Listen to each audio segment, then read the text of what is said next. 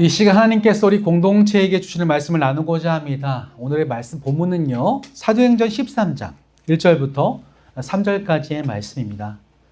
저와 여러분이 한 절씩 교독하고 3절은 같이 읽도록 하시겠습니다. 안디옥 교회에 선지자들과 교사들이 있으니 곧 바나바와 니게르라 하는 시몬과 구레네 사람 루기오와 분봉왕 헤롯의 젖동생 마나엔과 사울이라.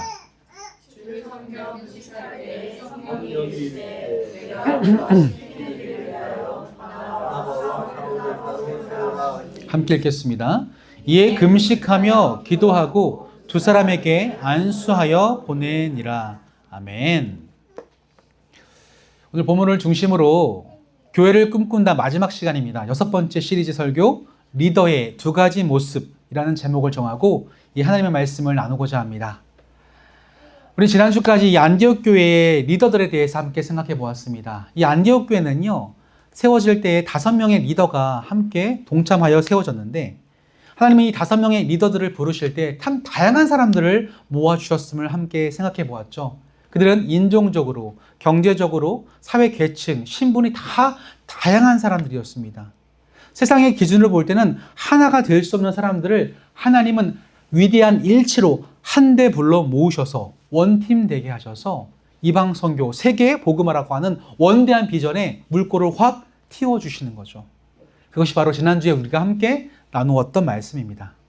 그런 점에서 이 시간 함께 서로 앞뒤 좌우의 얼굴을 바라보시면서 이렇게 한번 인사를 나눠볼까요?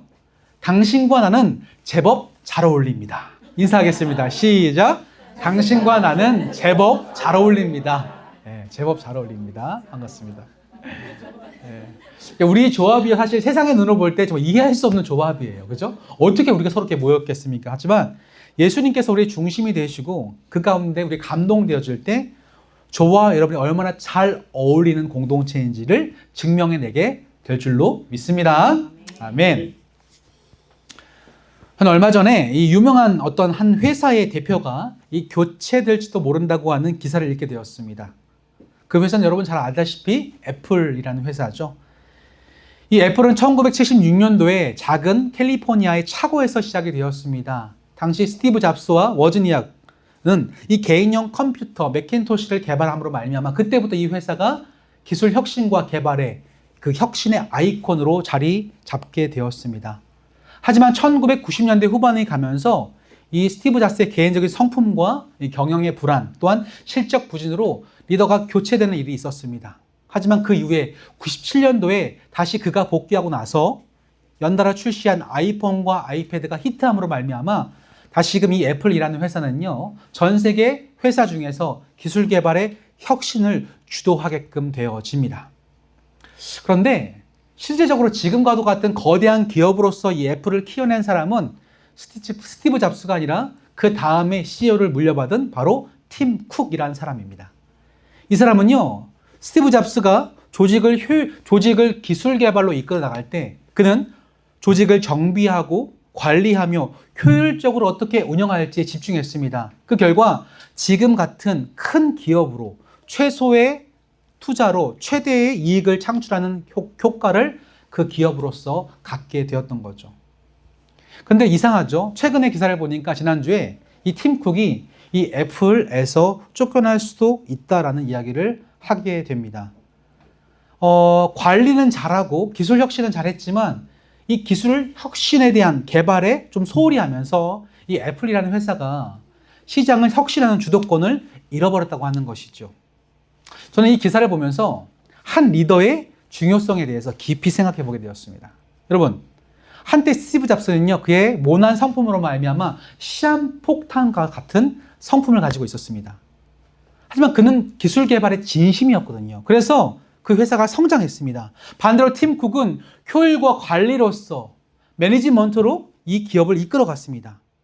둘 다 자신의 색깔을 가지고 기업을 이끌어갔죠. 근데 그 리더의 모습에 따라서 그들이 속한 공동체의 모습이 조금씩 달라지더라는 거예요. 이처럼 우리 주변에는요, 누가 리더가 되어서 그 자리에 올라가는가에 따라서 그 공동체가 어떤 모습을 갖게 되는가를 여실히 잘 보여주는 예가 참 많습니다. 우리의 이웃나라 미국을 생각해 볼까요? 지금 누가 대통령입니까? 도널드 트럼프죠. 그 트럼프가 대통령 된 다음에 미국과 전 세계의 상황을 함께 생각해 볼까요? 얼마나 그 사람의 한마디에 주가가 오르락내리락, 세계 경제가 휘청휘청 됩니까? 이것은 누가 그 자리에 올라가는가, 누가 그 공동체의 리더인가가 우리 가운데 얼마큼 중요한가를 우리에게 보여주는 것입니다. 그렇다면 교회는 어떨까요? 교회 역시 마찬가지 아닐까요?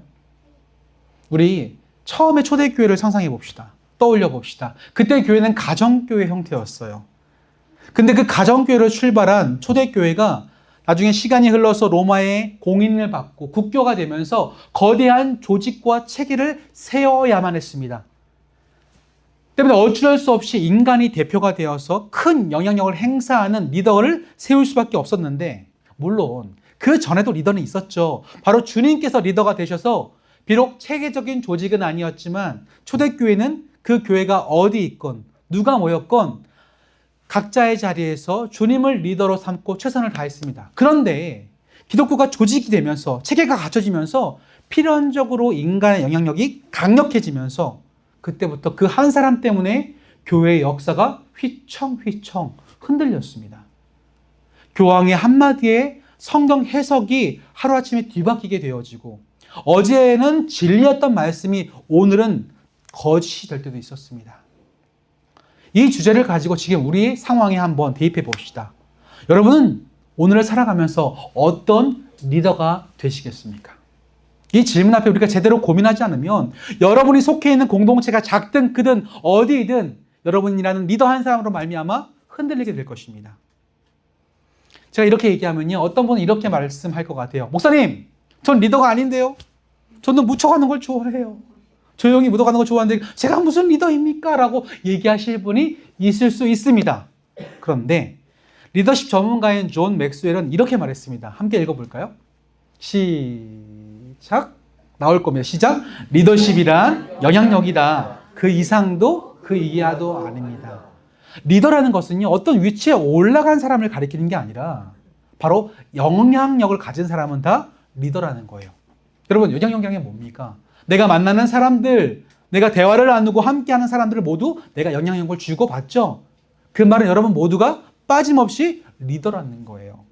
여러분이 스스로의 인생을 방구석에 평생 처박혀서 남들과 고립되어서 살고자 결단하지만 않는다면 여러분은 어쩔 수 없이 불가피하게 리더가 되어집니다.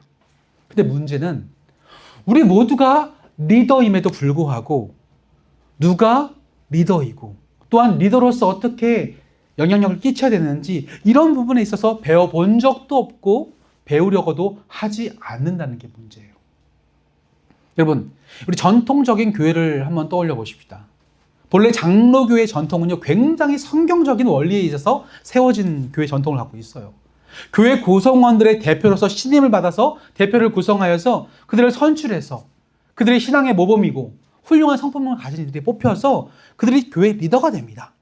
그래서 그들이 자신에게 위임되어진 이 권한을 가지고 하나님을 두려워하고 경외함으로 그것을 대신 사용하는 것, 그것이 바로 장로교 전통의 기초가 되었습니다.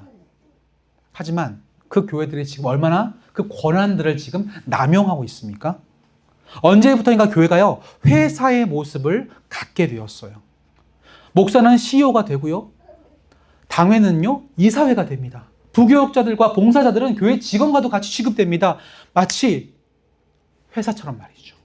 이것은 지금 잘못된 그 리더십의 흐름 속에서 교회들이 헤매고 있다는 반증 아닙니까? 교회가 그래서 흔들리는 거예요. 본인들이 하나님께서 세우신 리더라는 자각함이 없이 두렵고 떨리는 마음으로 그 자리를 감당하지 못하기 때문에 소수의 몇 사람을 통해서 교회가 흔들리게 되어지고 사람들이 아프고 힘들어하고 교회가 점점 휘청이고 있는 것입니다. 여러분, 언제 예수님께서 조직을 세우셨습니까? 예수님께서 공생기간 3년 반 동안 집중하신 것은요, 바로 조직이 아니라 리더, 사람을 세우시는 일이었어요. 그분은 한 사람 한 사람에게 집중하셔서 그들이 또 다른 작은 예수가 되고 그들이 예수로서의 삶을 살아내고 그것이 주변에 영향력을 끼치게 하심으로 말미암아 그들을 훈련시켜서 교회가 무엇인지, 공동체가 무엇인지를 그들에게 알려주셨습니다. 예수님은 단 한 번도 조직과 체계를 세우신 적이 없어요. 자, 그렇다면 그 후에 드린 저와 여러분, 교회로서 살아가는 저와 여러분은 오늘 어떻게 살아가야 합니까? 첫 번째, 여러분이 모두가 리더라는 것을 스스로 인정하셔야 됩니다. 아까 뭐라 그랬죠? 리더는 영향력이라고 그랬습니다. 오늘 살아가면서 여러분이 누군가의 영향력을 끼치고 있다면, 가까운 가족으로부터 스쳐 지나가는 인연에 이르기까지 누군가에게 영향력을 끼치는 삶을 살아가신다면 여러분 먼저 리더라는 것을 자각하셔야 돼요. 나는 리더다. 두 번째, 내가 리더라는 것을 자각했다면 그때부터 리더로서 준비하셔야 됩니다. 좋은 리더가 되기 위해서 공부하고 익히셔야 됩니다. 이건 단순히 좋은 리더로서 성경 지식을 습득하고 인간관계 기술을 배우라는 말이 아니라 하나님이 원하시는 리더가 어떤 모습인지 말씀을 통해서 발견하고 훈련을 받으라는 거죠. 그런 점에서 오늘 우리가 함께 읽은 이 본문을 다뤄보는 것은 매우 의미 있는 작업이에요. 여러분, 이 본 말씀 1절을 보시면요, 이 안디옥 교회에 세워질 때에 그들을 이끌어갔던 5명의 리더가 등장합니다. 그들의 이름은 바나바, 시므온, 루기오, 마나엔, 사울 5명입니다. 그런데 놀랍게도요, 지난주도 읽었지만 이 5명의 리더를 쭉 소개하면서 그 앞에 이 리더들을 호칭하는 2가지의 독특한 표현이 그 앞에 붙습니다.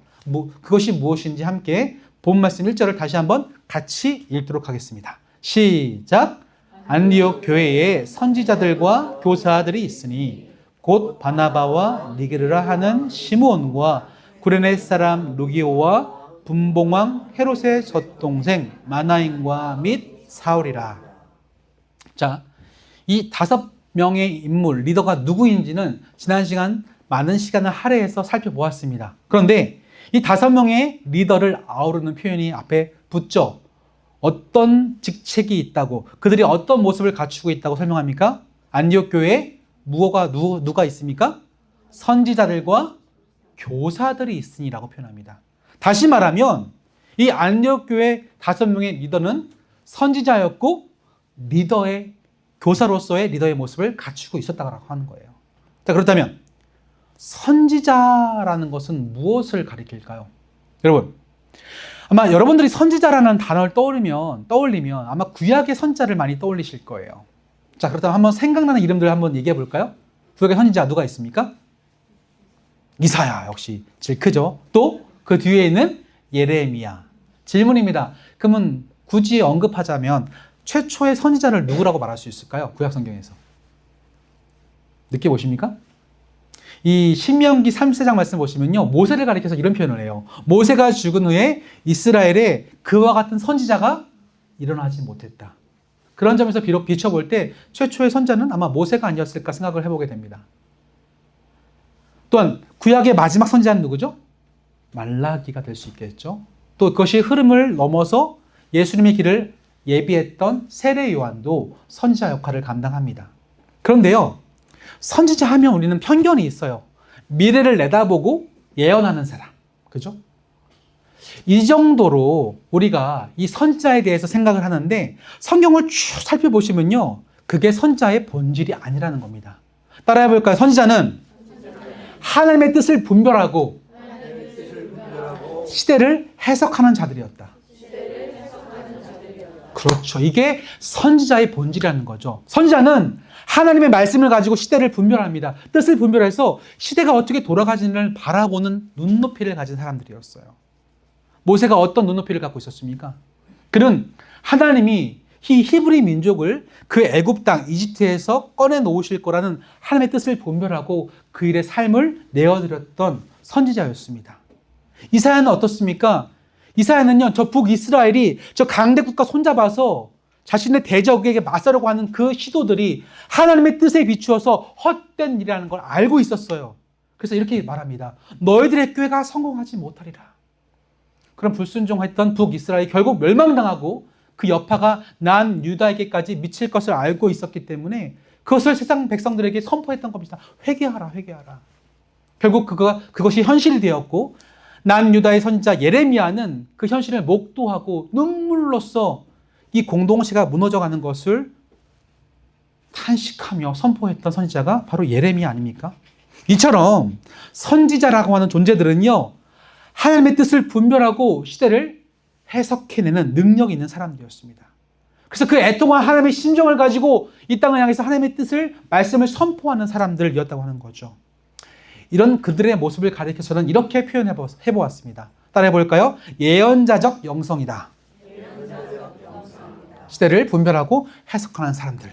이게 바로 선지자들의 특징이라는 거예요. 바로 이런 예언자적인 영성을 가진 사람들이 이 크리스천 리더들이 되어야 한다고 우리에게 말씀합니다. 그럼 여러분, 또 어떤 분은 저한테 이렇게 말씀하실 거예요. 목사님, 제가 무슨 선지자예요. 제가 어떻게 선지자적으로 이 세대를 읽어내고 해석할 수 있겠습니까? 아니요. 하나님은 여러분 모두를 선지자처럼 해석하라고 부르셨습니다.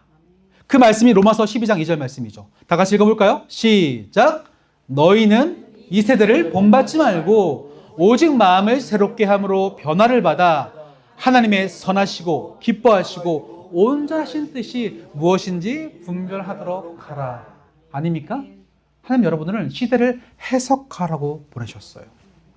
로마서는 12장까지 두 부분으로 구분이 되는데 11장까지는 하나님의 나라의 복음의 이론이라면 12장부터는 실제예요. 실제. 어떻게 살아내겠는가. 그 말씀을 하시면서 가장 먼저 선포하셨던 내용이 이 세대를 본받지 말라는 겁니다. 어떻게 안 본받아요? 어떻게 해야 우리가 안 본받습니까? 하나님의 뜻을 분별해야 이 시대가 가지고 있는 세계관이 얼마나 악한지, 말씀에서 멀어져 있는지 분별할 수 있지 않을까요? 제가 이 시대를 꽉 붙잡고 있는 세계관이 무엇인지를 깊이 공부하면서 유익했던 책 한 권을 소개하고자 합니다. 바로 이 책이에요. IVP에서 출간한 은밀한 세계관이라는 책입니다. 이 책을 보니까요, 이 책의 표지를 보면 부제가 이렇게 달려 있습니다. 우리를 조종하는 8가지 이야기. 왜 이런 제목이 달렸냐면 우리는 자신도 모르는 사이에 세상에서 말하는 가치관 8가지에 따라서 휩쓸려서 살아가는 존재들이라는 거죠. 이것이 은밀하게 우리의 삶에 작동하는데 이걸 분별해내지 못하면 우리 시대를 읽어내지 못한다고 하는 겁니다. 제가 시간상 8가지는 다 소개할 수 없지만 크게 2가지만 함께 가지고 와서 여러분께 알려드리고자 합니다. 첫 번째는요, 이 세상을 은밀히 침투하여서 우리를 사로잡고 있는 첫 번째 세계관은 개인주의예요. 이 개인주의는요, 단순히 내가 최고다라는 말이 아닙니다. 개인주의의 궁극적인 지점은 뭐냐면 내가 이 온 우주의 주인이다라는 의식입니다. 여러분, 이 세계관이 얼마나 우리 가운데 깊이 뿌리 내려져 있습니까? 우리는요, 커피 한 잔을 마시더라도 나를 위해 마십니다. 내가 오늘이라는 이 시간을 활용하는 것도 오롯이 나를 위해서 분주하게 움직이고 뛰어나갑니다. 하나님은 그런 세계관이 올바르지 않다고 우리에게 은밀히 스며들어 왔다고 얘기하시는 거죠. 너의 시간도 너의 것이 아니고 너의 물질과 너의 모든 감정도 너의 것이 아니다. 하나님은 어떻게 살아가라고 말씀하시죠? 내 이웃을 너의 몸처럼 사랑하라고 가르치십니다. 이게 하나님의 가르친 말씀인데 이게 우리 가운데 없으면요, 개인주의라는 은밀한 세계관 앞에 잠식당해서 나만 나를 위하는 삶으로 온 우주의 중심으로 나를 세워놓고 달려간다고 하는 거죠. 여러분, 이런 사람이 리더가 되면요, 어떻게 공동체를 섬길 수가 있겠습니까?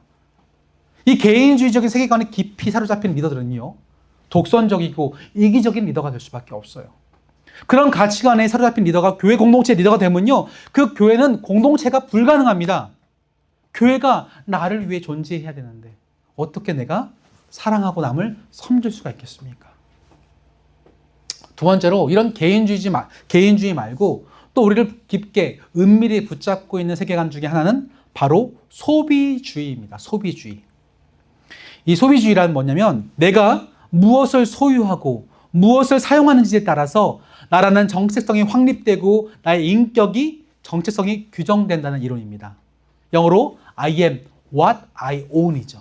내가 소유하는 것이, 내가 소비하는 것이 바로 나다라는 의식입니다. 그래서 사람들은요, 끊임없이 대화를 나눌 때 이런 것에 집중해요. 내가 오늘 무엇을 먹었는가? 얼마짜리 어떤 식당에 가서 음식을 먹었는가? 내가 어떤 브랜드의 옷을 입고 있었으며 어디를 다녀왔으며 어디 여행 갔으며 어떤 차를 타며 얼마큼 집을 키워나갈 것인가? 온통 이런 얘기합니다. 이게 바로 소비주의가 우리 가운데 스며든 결과라고 하는 거죠. 그래서 사람들에게 그런 얘기를 나누면서 내가 누군지를 확인받고 싶어 해요. 난 이 정도 되는 사람이야. 나 이 정도 갖고 있는 사람이야. 나 이 정도 위치가 되는 사람이야. 근데 이런 사람들은요, 안타깝게도 이중적인 모습을 보일 수밖에 없습니다. 나보다 더 큰 소비를 하는 사람들 앞에서는요, 쭈구리가 됩니다. 위축돼요. 저 사람이 나보다 더 큰 소비를 하고 있기 때문에 내가 작게 여겨지고, 반대로 나보다 적은 소비를 하는 사람들 앞에서는 우쭐댑니다. 내가 대단한 사람이 됐느냐, 자기를 과시하고 우월감에 도취되어 버립니다. 여러분, 이런 세계관에 사로잡힌 이 세상에게 하나님은 성경을 통해서 뭐라고 말씀하시죠? 사람이 떡으로만 살 것이 아니요 하나님 입에서 나오는 모든 말씀으로 살 것이다. 이렇게 우리에게 이야기하고 계십니다. 이 말씀에 정말 우리가 세상의 가치관을 정반대에 서서 싸워나가야 돼요. 이걸 분별하지 못하면 어떻게 좋은 리더라고 할 수 있겠습니까? 교회가요, 만약 이런 소비주의라는 가치관에 사로잡히면 어떤 교회가 되는 줄 아세요? 규모로서 교회의 능력을 판단하려고 합니다. 우리가 얼마큼 선교 헌금을 보냈고 얼마나 모였으며 어떤 일들을 하고 있는지 자꾸 규모에 집중하면서 규모가 하나님을 앞서는 일들이 벌어지고 되는 거죠. 하나님 뜻이 중요한 게 아니에요. 얼마큼 많이 했는가, 많이 모였는가, 많이 내었는가, 많이 베풀었는가가 그 교회의 올바름을 결정하는 기준이 되어버립니다. 또 그 외에 어떤 세계관이 우리를 사로잡고 있을까요? 나머지 6개는 여러분께 맡기겠습니다. 궁금하시면 찾아오세요. 책 빌려드릴게요. 선착순. 중요한 건 하나님이 이 안디옥 교회 리더를 부르실 때에 이렇게 세상을 분별하라고 부르셨다는 거예요. 하나님의 말씀을 가지고 세상을 해석해내야 내가 어떻게 반응할지를 깨달아 알아지지 않겠습니까? 이런 작업을 하지 않았는데, 이런 공부를 하지 않았는데, 그런 선지자적인 예언자적 영성을 갖고 있지 않은데 어떻게 교회를 끌고 나가겠어요? 하나님 세우신 리더들은 반드시 시대를 해석해낼 수 있는 이런 예언자적인 영성을 가진 사람들이 리더가 되어야 할 줄로 믿습니다. 두 번째로, 이런 선지자로 부르실 뿐만 아니라 하나님은 오늘 안디옥 교회 리더들을 바로 교사로 부르셨습니다. 교사. 여러분, 이 교사라고 하면 여러분 무엇을 가장 많이 떠올리십니까?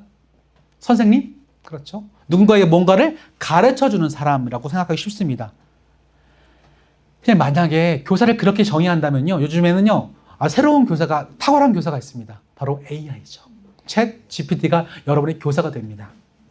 근데 여러분, 그렇게 교사를 정의할 수 없는 것이지요. 왜요? 단순히 교사라는 건 단순히 나에게 지식을 가르쳐주는 어떤 존재가 아니라 그 가르쳐주는 존재 그 자체가 이미 알고 있는 지식으로 살아낼 때 진짜 교사, 선생으로 부를 수 있기 때문에 그렇습니다.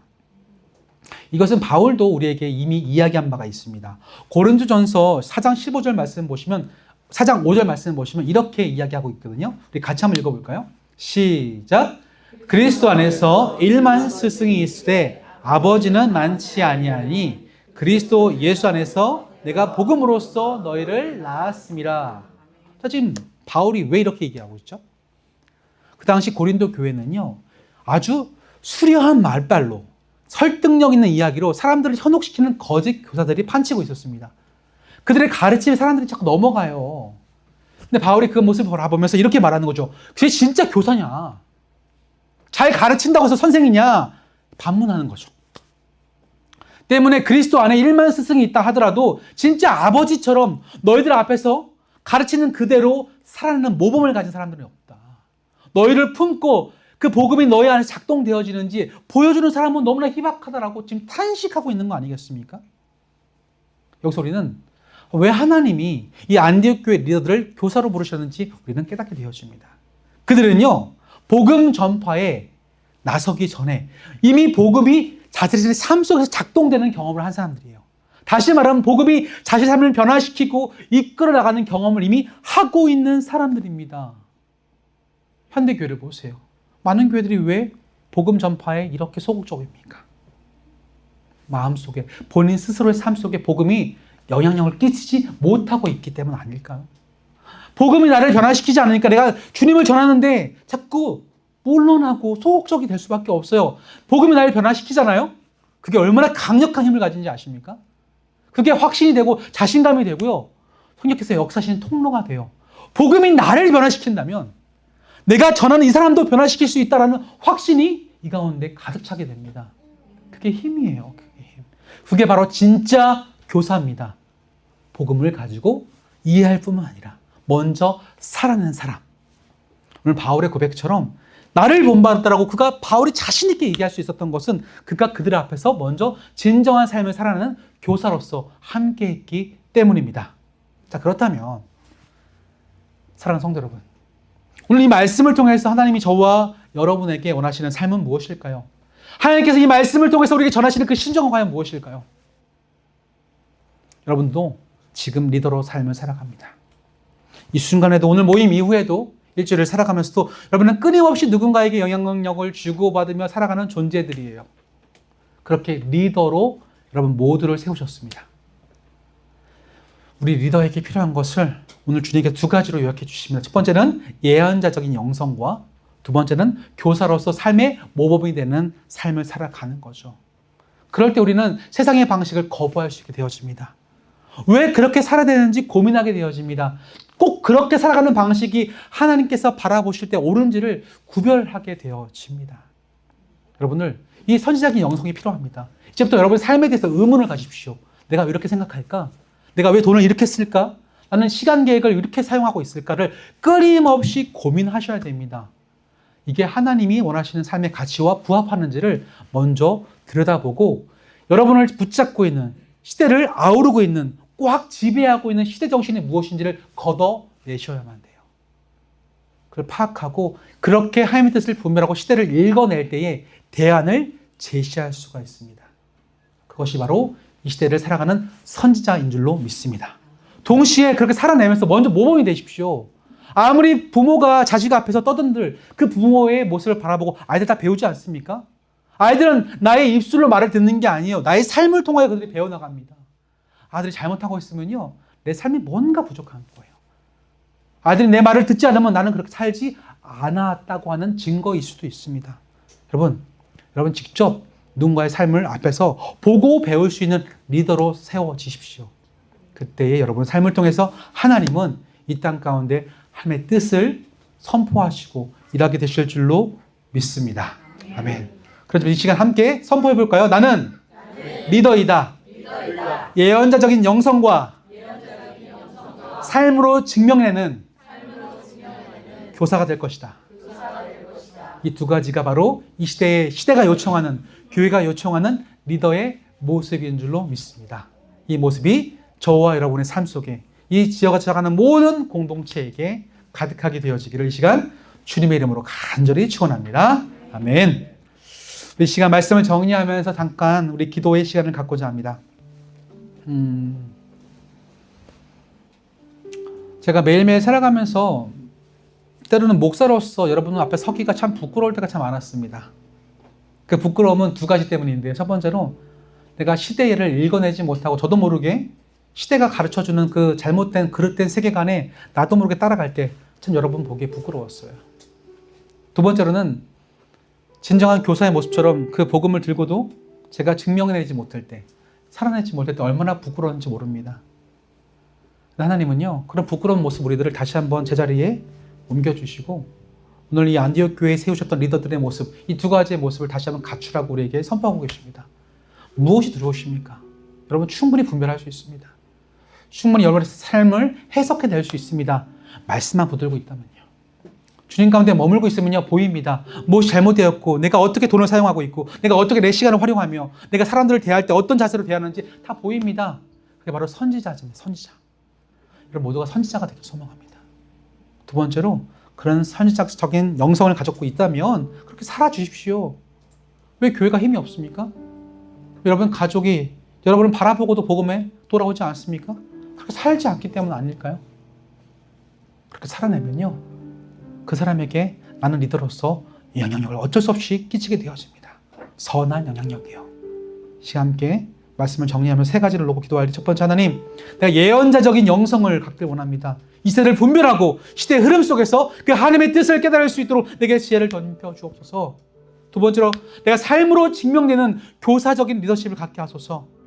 단순히 말씀을 배우는데 익히는데 그치지 아니하고 반복하여 살아나면서 내가 복음이 내 안에 작동하고 있다는 증거가 될 수 있게 달라고 기도하십시오. 세 번째로, 이 지어져가는 교회가 이 시대를 일깨우는 리더의 역할을 감당하도록 다양한 배경과 성향을 가진 우리가 모여서 서로 격려하고 응원하면서 이 정말 이제 설립 예배로 나아가고 있는데, 이 설립 예배 2부에 우리를 부르신 그 선명한 뜻을 깨달아 시대를 깨우는 교회의 리더 역할을 감당하게 달라고, 이 세 가지를 놓고 이 시간 함께 말씀을 기억하며 통성으로 소리내어 기도하시겠습니다. 살아계시고 역사하신 하나님 아버지, 참으로 감사합니다. 우리가 정말 주님 보시기에 참 부끄러운 인생을 살지만 그럼에도 불구하고 내가 아직 죄인 되었을 때 주님 나를 불어주심으로 말미암아 믿게 하신 게 참으로 감사합니다. 그런데 단순히 그 믿음의 삶은 단순히 믿고 거하는 삶일 뿐만 아니라 이 세대를 아우르고 품어낼 수 있는 리더의 자리에 저와 모든 성도들을 불러주심을 믿고 시간 감사를 드립니다.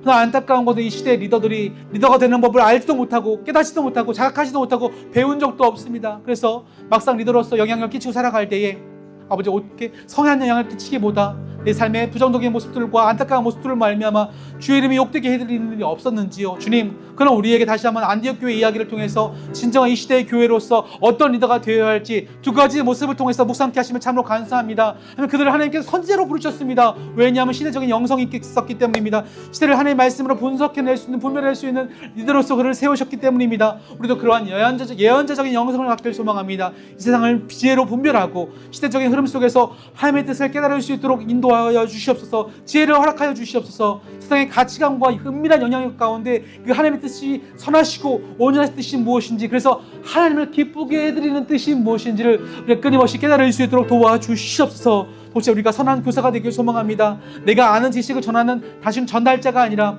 그 말씀이, 그 복음이, 그 능력이 내 안에 작동되음을 내가 내 삶을 통해 증명해내고 나의 모습이 본이 될 수 있도록 그의 삶에 나아갈 수 있는 그런 교사로서의 삶, 진정한 교사로서 되어질 수 있도록 나를 사용하여 주시옵소서. 그런 공동체가 이 시대를 일깨우는 공동체로서 리더 역할을 감당하게 되어질 텐데, 그 일을 위해서 우리 지어져가는 교회를 주님께서 부르셨다면 하나님 이 시대를 이끄는 아버지, 정말 시대를 아우르는 선지자적인 교회, 예언자적인 영성, 시대의 본이 되는 교회로서 우리가 교사될 수 있도록 도와주시옵소서. 그래야 해서 이 땅 가운데 복음이 얼마나 능력이 있는 복음인지를 깨닫고 전파하며 주님께서 이 마지막 때에 시대를 일깨우는 등불로서, 시대를 썩지 않게 하는 소금으로서 이 교회가 아버지 사용될 수 있도록 도와주시옵소서. 이 모든 리더의 자리에 함께하는 모든 이들을 부르셨습니다. 저희 일주일 살아가는 동안 각각의 삶의 현장 속에 돌아가 리더로 살아갈지인데, 단순한 리더가 아니라 좋은 영향력을 끼치며 하나님의 말씀을 분별하며 그렇게 살아가는 역할을 감당할 수 있도록 도와주시옵소서.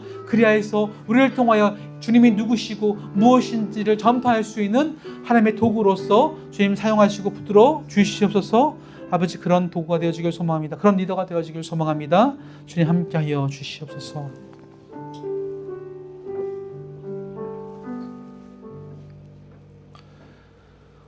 오늘도 우리에게 말씀하시는 하나님, 우리에게 주신 이 귀한 시간을 통해서 내가 어떤 존재와 역할로 부르심 받았는지 깨닫게 해주심에 감사를 드립니다. 우리 전부를 리더로 부르시고 선한 영향력을 끼치기를 원하시는 하나님, 이 시간 주님께 영광을 높여드립니다. 간과하옵기는 먼저 우리가 그런 리더로서 선지자 되길 소망합니다.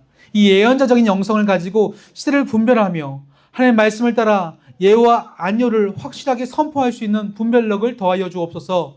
동시에 교사가 되어 주신 진리를 말쟁이처럼 읊조리는 것이 아니라 삶을 통해서 증명해낼 수 있는 복음이 작동하는 사람이 될 수 있도록 도와주옵소서. 그렇게 우리가 지어져 갈 때 하나님은 이 안디옥 교회처럼 당신의 뜻을 이루시는 도구가 될 줄로 믿습니다. 여전히 치열하게 영적 전투가 벌어지는 환경 속에서 유혹과 시험에 넘어지지 아니하고 끝까지 교회됨을 지켜나가게 될 줄로 믿습니다.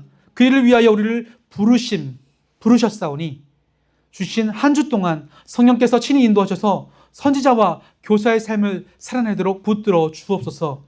이제 설립 예배가 2주 앞으로 다가왔습니다. 그 시간을 준비하면서 우리의 부르심이 더욱 확실해지고 지금껏 인도하셨던, 또 앞으로 인도하실 그 하나님께만 영광 높여드리는 시간 될 수 있도록 도와주옵소서. 이 모든 간구 우리 공동체와 우리 삶의 리더가 되시는 살아계시는 예수님 이름으로 축복하며 기도드립니다. 아멘.